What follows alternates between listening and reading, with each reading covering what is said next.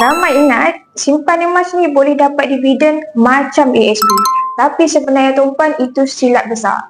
Kepada anda yang nak tahu, tengok video ini sampai habis dan save video ini untuk rujukan yang akan datang.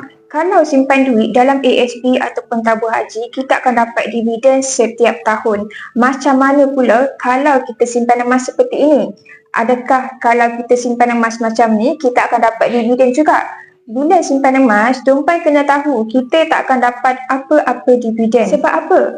Emas adalah aset fizikal dan keuntungan daripada kita menyimpan emas adalah daripada kenaikan harga emas.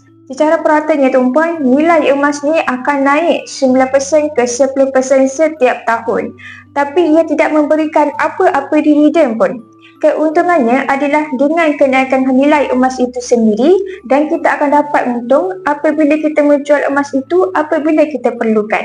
Jadi, kena hati-hati kalau katakan di luar sana ada yang menawarkan simpanan emas dapat dividen ataupun bulanan mingguan, bulanan ataupun tahunan. Sebab apa? Emas itu sendiri tak memberikan apa-apa dividen ataupun bulanan berbentuk begitu. So, dapat sesuatu, semoga perkongsian saya ini memberi manfaat kepada tuan-puan.